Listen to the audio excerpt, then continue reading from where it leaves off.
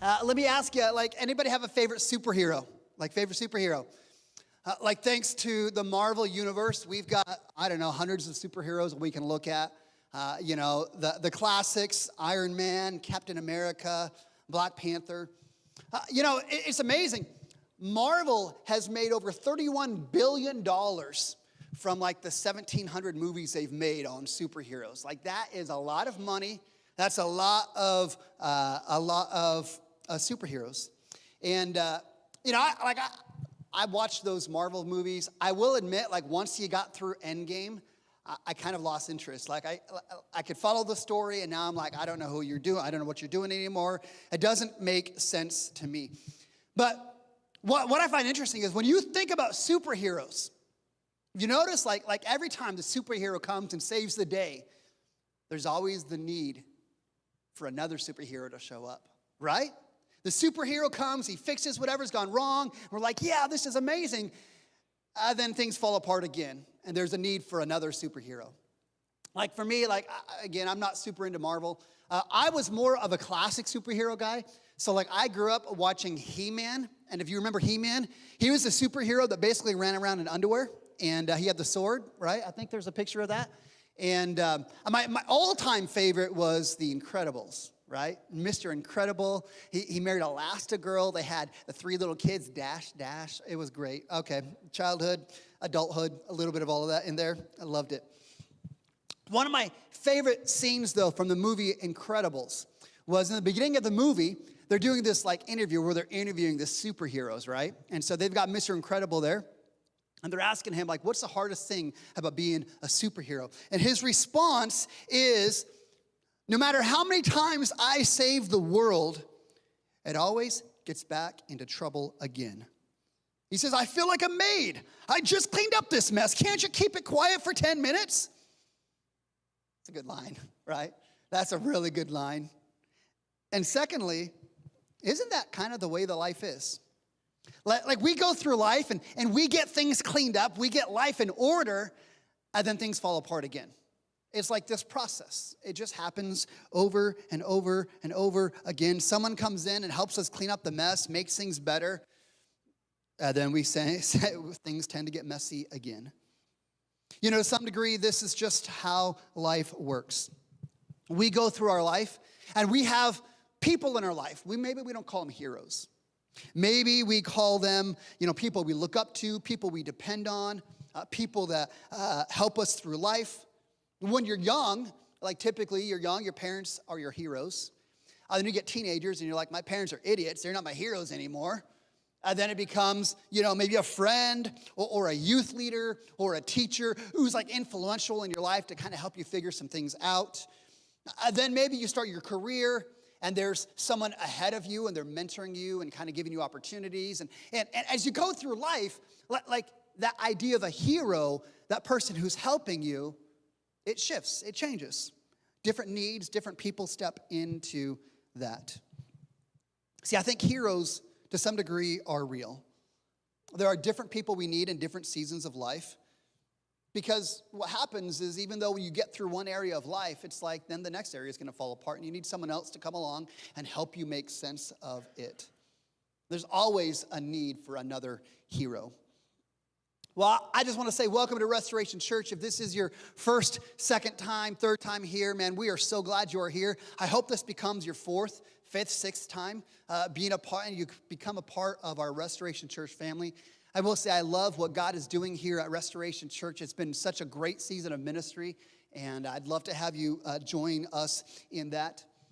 We've been in a sermon series for the last couple of months called Origin Stories, where we're looking at the first 11 chapters of the Bible, the very beginning of the Bible, the book of Genesis, and we have the chance to look at a number of questions that are relevant for us. Like the question of where did we come from? The question of what is the meaning of life? The question of what is wrong with our world? And you could change world with what is wrong with my boss? What is wrong with my spouse? What is wrong with my anybody? You could throw them all in. What is wrong with this world? We dealt with the question of why is the world so messed up? And most importantly, these chapters teach us who God is. And I'll say the last 2 weeks, we've been looking at the story of Noah and the ark and the flood. And as we were kind of mapping out the series, like Noah's ark is not a typical Easter passage, right? But I thought this might be a perfect way for us to celebrate Easter, is to conclude the story of Noah. Because ultimately, the story of Noah tells us we need a better Noah. See, after the world was cleansed of evil, right? The flood comes and gets rid of all the evil people. And it's just Noah and his family. They're all that's left. They still descended into sin and chaos and struggle. That flood couldn't solve what was wrong with the world. And that tells us we need a better Noah. Listen, if you're not familiar with the story of Noah and the ark, I'm going to give you a brief recap here for you.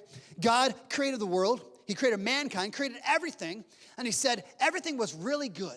It was really good. It was great. Humanity had everything we need to flourish. Like you want to live a good life, God gave us everything we need. And then we saw in Genesis chapter 3, sin came into the world, and sin wrecked things. Sin caused problems, and then sin began to spread across the humanity, where sin just became compounded again and again, more and more and more. And God's like, in fact, it says in Genesis chapter 6 that the wickedness was so widespread upon the earth that every inclination of humanity was evil all the time. And God's looking at the world and being like, this is not what I signed up for. This is not what I created. And God's like, I got to do something about it. And so God says, I'm going to do a restart, like a hard reset, right? Yes, when you Control-Alt-Delete, turn the computer off and turn it back on. God's like, I'm going to try this. And so he destroys all living things on the earth through the flood. But before he sends a flood, he finds Noah. Now, Noah, we were clear, Noah was not any better than any of the rest of the people, right? It's not like Noah was, he's just this holy, perfect guy. No, he was just like everybody else. But he had faith in God. He trusted God. And so he finds favor. He finds grace from God on his life. And God chooses to save him. And God says, Noah, here's what you're going to do. I know you're living in the middle of the desert, but I want you to build a really big boat. You're going to build this big boat. You're going to gather all the animals. The animals will come to you, and you're going to put them onto the boat. And God sends the flood. After 120 years, the flood comes, and God destroys all living creatures on the earth except Noah and his family and all the animals on the ark. And after about a year in the boat, Noah and his family, they get out of the ark, and they're on dry ground. And God makes this covenant with them. God makes a covenant with them and says, listen, Noah, listen, that didn't work. Right? Like that was drastic. I know that was big. So I'm going to make a promise to you. I'm going to make a covenant that I'm never going to destroy the earth by flood again. And he gives them a sign of the covenant, the rainbow, as a reminder to everybody, I'm not going to destroy the earth by the flood again. And again, like when we understand the story, here's Noah. Like Noah, scriptures call him by faith. He was a godly guy. He loved Jesus. He loved God. He walked with God. He had the favor of God in his life. And now you're like, Noah, like all the evil's gone. Like you got it made, bro. Like there's no one's going to cause you to stumble. Like you got it all set. You got it all figured out. This is your chance to be a saint. But here's what happens. Verse 20. It says, Noah began to be a man of the soil and planted a vineyard. Like if you think about it, like you just spent a year on a boat in the water. It makes sense. I want to get my hands in the dirt, right? I'm going to come get my hands in the dirt. And he decides, I'm going to become a farmer. I'm going to grow a vineyard. Verse 21. And he drank of the wine and became drunk and lay uncovered in a tent. Now we read that and we're like, what's the big deal here? Well, chances are, this isn't his personal tent. There's some sort of communal tent that he is naked and drunken, okay? And let's just acknowledge that's not good. Like, I don't know how many of you grew up in church. Like, I don't remember reading this in VeggieTales, right? This wasn't in the Precious Moments story Bible. I mean, like, really, this sounds like a good start to a country song, right? Yeehaw, right? And let me say this, like, this is one of the reasons why like I feel like I can trust the Bible because of stories like this. Because if the Bible was simply a book written by humans to try and convince humans to follow this God, there's no way this story's in the Bible, right? Noah is portrayed as a hero. He's a man of God who saved mankind, who came out of the ark. You come out of the ark, there's like rainbows and sunshine coming out of him. Like he's the hero. There's the end of the story there. We're not going to add any further. But the Bible might have been written by God, but written by men, but it was inspired by God. And I love the fact that the Bible does not hide the blemishes. We see stories like this. And you could say not all heroes wear capes, and not all heroes wear clothes, according to Noah, right? And in fact, it's not just Noah. Like you read through the Bible, like Abraham's the father of the Jewish nation, and he was a liar. King David, he was the greatest king Israel ever had, and he was an adulterer and a murderer. Peter, I love Peter, one of Jesus' closest friends. 3 times he denied Christ.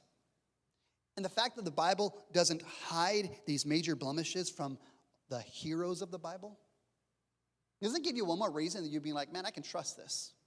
Because if it's written by men to convince us, like these stories wouldn't be in there. But do you know how crazy this story is? Like Noah, he loves God. He's got faith and trust in God.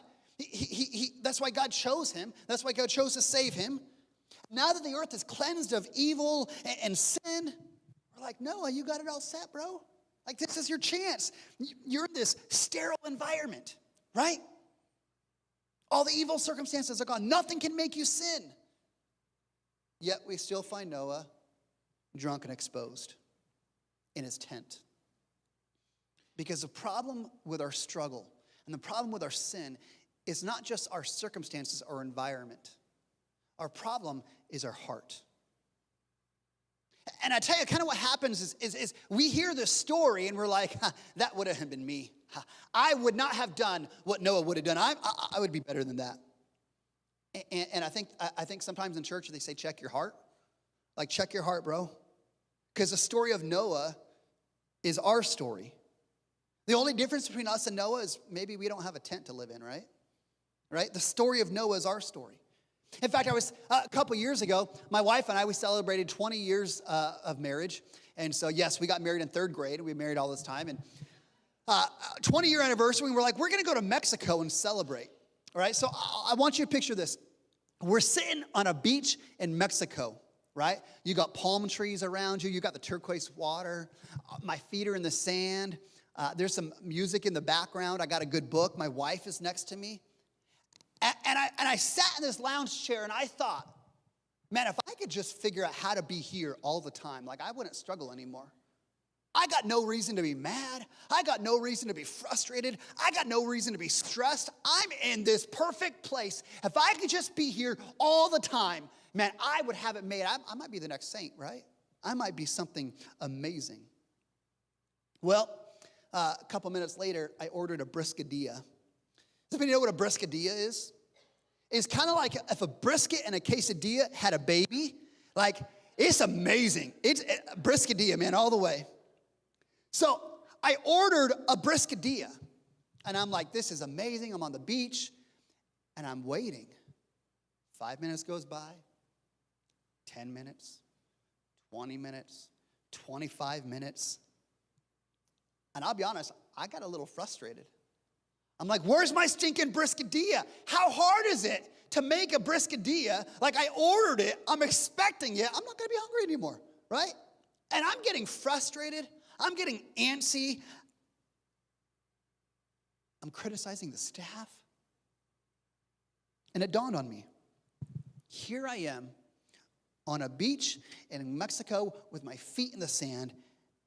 And I'm getting angry because I have to wait for the briscadilla that I didn't even get up to get myself. I asked the waiter to bring it towards me. Why is it that we are so quick to get angry and upset when things don't go the way that we want them to go? The truth is, because our struggle and our sin is not a result of just our circumstances and our environment. Because we think if I could just remove all the evil, man, I'll be set. If I can remove all the bad stuff, I'd be good. But that doesn't work. Because Noah is still drunk and exposed, and I'm still angry because I'm waiting on a briscadilla. Our struggle with sin is not just tied towards our circumstances, it's tied to our heart. And we might say, well, I'm not drunk and exposed in a tent. But we've all been places we shouldn't have been. We've all said things we shouldn't have said. We've all done things we shouldn't have done. And then we're like, I don't know where that came from. Where'd that go? I don't know how that came out of me. Well, maybe because the problem is not just our circumstances and our environment. Maybe the problem is our heart. See, we need a hero, not just to fix the mess that we create and the mess and the environment around us. We need a hero to come and actually fix our hearts. And so here's Noah. He's wasted, he's exposed, he's passed out in his tent. And verse 22. Can you believe this story's in the Bible? It's crazy. Verse 22, Ham, who's the father of Bacon. Just kidding. He's a father of Canaan is what it says. All right. Ham, he saw the nakedness of his father, and he went and he told his two brothers outside. Then Shem and Japheth took a garment and laid it on their shoulders and walked backwards and covered the nakedness of their father. And their faces were turned backwards, and they did not see their father's nakedness. Ham goes into this tent, whatever this tent is, and he sees his dad there exposed. And we don't know his motivation. We don't know why, but regardless, he's like, guys, you got to come check this out. Come, this is hilarious, guys. You come see this. Did you hear what happened? Do you know there's a word for this? The word for what this is it's called gossip. Gossip is when we confess other people's sins. It's bringing to light other people's mistakes and their failures. We bring them to light without them present. And we bring them to light without a heart to honor them, but rather to expose them. And why do we do that? We like to expose other people's issues because it makes us feel better, doesn't it? Oh, you should see what Kevin did. He's an idiot. I'm so much better than Kevin. Oh, you should see. Oh, my goodness. And I know, like we're sitting here and we're in church, and some of us are like, I don't do that. I'm better than that. Let me ask you, what is your heart related towards others? Because maybe it doesn't come out verbally in your mouth. But what about the thoughts that run through your mind?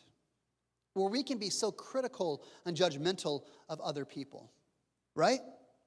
We stack up our parenting. Oh, you should see what they did. They don't love their kids because, they did this or they did that. I'm so much better than that.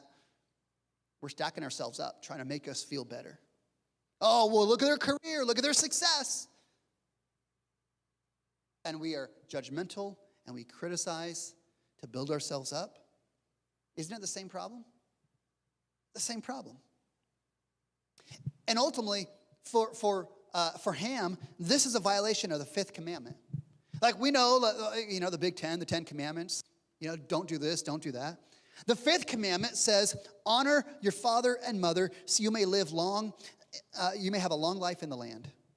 For whatever reason, Ham chooses to dishonor his father. Some commentators think maybe he has a spite for Noah's religion. And he's like, hey guys, come look at dad. He's so righteous. He's following God. And look at him now, drunk and exposed. But the two other brothers, Shem and Japheth, I love what they did. Now, they put a blanket over themselves and they walked backwards and they covered their father's nakedness. They're not excusing his sin. They're not removing his sin. They're simply trying to cover it. In fact, it makes me think of what Peter wrote in 1 Peter chapter 4. 1 Peter chapter 4, he writes, keep loving one another earnestly, since love covers a multitude of sins. Let me ask, how great would this world be? How great could this life be? Not that we would excuse sin or pretend it didn't exist, but rather than exposing and gossiping about others' mistakes, what if we walked backwards in the footsteps of Shem and Japheth, showing grace and mercy and patience and forgiveness to people who are struggling? right? In fact, I might even say this, it might be nothing more contagious towards Christianity than if we Christians would actually live like that, where our love would graciously cover a multitude of sins. Verse 24, when Noah woke from his wine and knew what his youngest son had done, he said, "Cursed be Canaan, a servant of servants he will be to his brothers." He also said, "Blessed by Lord, the God of Shem. Let Canaan be his servant. And may God enlarge Japheth. Let him dwell in the tents of Shem, and let Canaan be his servant." Did you notice something there, though? Did you notice who it was that Noah cursed?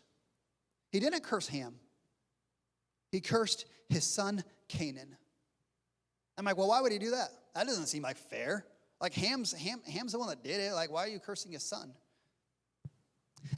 And I think it's because there's this universal truth, right? Where chances are, not always, but chances are, if you live a certain way, if you live a certain way, chances are your kids will learn from your example.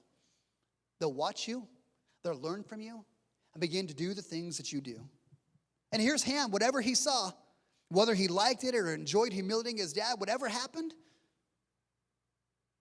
Canaan's there watching the whole thing happen, learning from his example. And I think there's this truth here. Listen, if you choose to live your life in a certain way, maybe it's like Ham, where you choose to expose and gossip and shame others rather than caring and loving and helping them in brokenness. There's going to be a cursed existence for you. That's what happens. On the flip side, you see there's blessing for Shem and Japheth as they love and honor their father. And as I was thinking this week, I was like, all right, here we are on Easter. Why would we tell this story of all stories on Easter? I got two reasons for you. Number one, because the same stuff that is in Noah is the same stuff that is within us. Like the reality of it, the entire world, every one of us, we came from this family line. In fact, in Genesis 9:19, it says, these were Noah's sons, from whom the whole world was populated. You know what that means? That means that you and me and all of us here, like we come from a drunk, old, naked fella, right? This is our kin. This is our ancestors. This is who we came from. You go back 180, 200 generations, our great, however many grandpas, this is them. And yes, by faith, God saved Noah, and God used Noah in remarkable ways. And by faith, God can use us. But let's not confuse who the hero of the story is. Noah is still the guy who's drunk and exposed in the tent. And this disease that ruled Noah's heart has been passed down through every generation, from Adam to every one of us in this room. You and I, as advanced as we are, as good and moral and smart and beautiful as we are, our hearts are still poisoned by sin and selfishness and rebellion and animosity towards God. Yeah, we're looking at this story because I want us to see that this story is not about Noah, it's about us as well. Second reason why we chose this story is because better circumstances won't fix our struggles and our sin. And I think there's many of us that believe that lie. Man, if I could just get better circumstances, if I could change my environment, man, I'd be set. I wouldn't struggle. If I could just sit on a beach in Mexico, man, everything would be gravy, right? If I could just sit on the beach, I wouldn't be selfish. I wouldn't struggle. I wouldn't be involved in anxiety. I wouldn't be angry. I wouldn't be mean. I wouldn't have a reason to sin if I'm on a beach in Mexico. We just replace beach in Mexico with whatever circumstance we think. Well, if I just had kids. Well, if my kids weren't toddlers. Well, if my kids weren't in the house anymore. Then I wouldn't struggle. Well, if I just advanced in my career and made a little bit more money, then the struggle wouldn't be there anymore. Well, if I just retired, if I just had a better job, if I just moved to a new city, we think, man, my life is going to be easy if I just change my circumstance and make things a little bit better. If I just had a spouse, if I just had a better spouse, if I just had a new spouse, if I just didn't have a spouse. See, this story is so relevant for every one of us in this room. And here's our summary. Here's what this message is all about. Here's what I want you to get out of this. We need a better Noah. We need a hero not just to fix the mess around us, but we need a hero to fix our heart. And the question is, so what are you supposed to do with this message? How do we apply it? And there's absolutely a lesson to be learned from Ham and Shem and Japheth about whether or not we're actually loving other people and how we do that. But I want to focus on Noah. I want to focus on what do we do with this struggle and sin. Because Noah is not the hero that we need.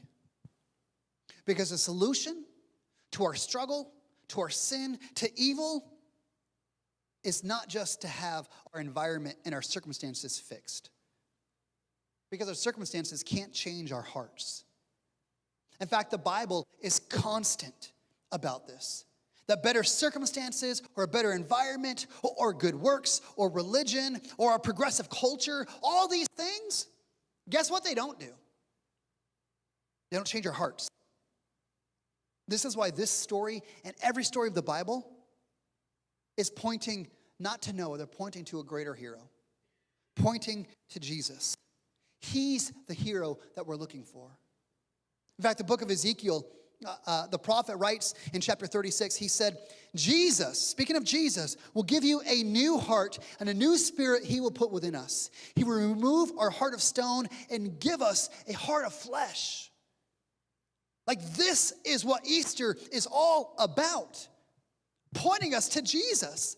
And this is what the story of Noah is all about. It's not pointing to Noah. It's not saying, Noah, you're amazing. Come and be my hero and fix my circumstances. It's pointing us to Jesus, the one who will change our heart, that will fix what's really gone wrong with us. The story of Jesus is the night that he was betrayed. He prayed. He prayed and said, God, death? There's got to be another way. God, there's got to be another way. Then he prayed and said, God, not my will, but your will be done.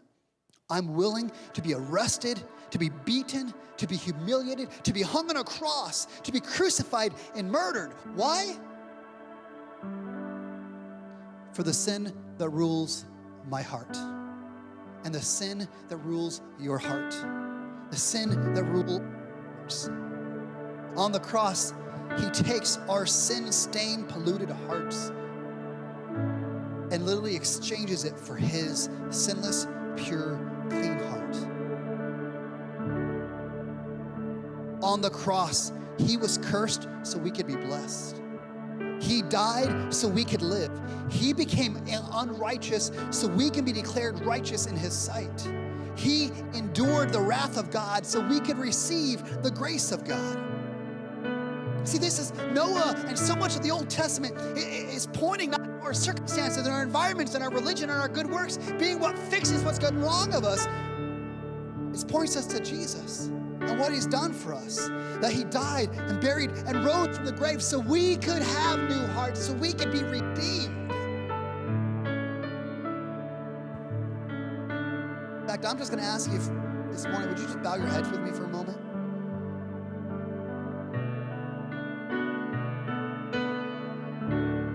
Bow your heads and close your eyes. Like, I don't know what brought you here today.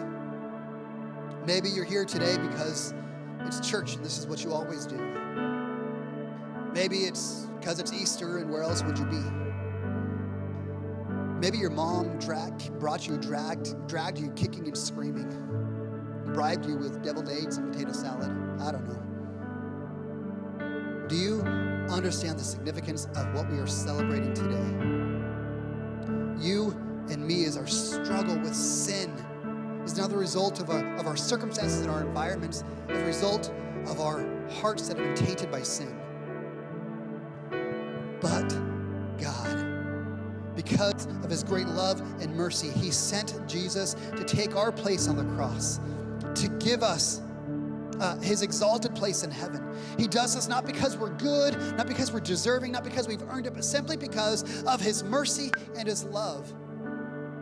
And if you are new to this Christian thing, if you are new to church, listen, I don't believe that you are here by an accident. I believe that God has you here because he wants a relationship with you. The Bible says that we are saved by grace through faith. We don't have to jump through a bunch of hoops and try and make our lives better. We simply put faith in what Jesus has done for us, and we receive his gift of salvation. And I want to invite you to do that today. I want to invite you to put your faith in Jesus and what he did on the cross in your place. And if that's you today, I'm going to invite you to pray this prayer with me. Say, God, today I place my faith in you. I believe Jesus went to the cross. He died for my sin. He rose from the grave, conquering sin and Satan and death and hell. And God, today I want to receive your salvation. God, today by faith, I trust you as my Savior. I trust that you have saved me, given me a new heart, and given me a new life. And I ask this in Jesus' name, amen. Listen, if you prayed that prayer with me today, would you raise your hand? Let me see your hand. Praise Jesus. Praise Jesus. God is so good. Listen, today, if you prayed that prayer, you have been redeemed and forgiven and given a new heart. You are a new creation. And I got to say, welcome to the family of God. And if you're here today and you're already a Christian, let me ask you, do you look more like Ham or Shem and Japheth? If you've truly received the love of God and he has covered your sin, is your response to love one another in the same way? To love like Shem and Japheth? Walking backwards, extending grace and mercy and forgiveness rather than gossip and judgment.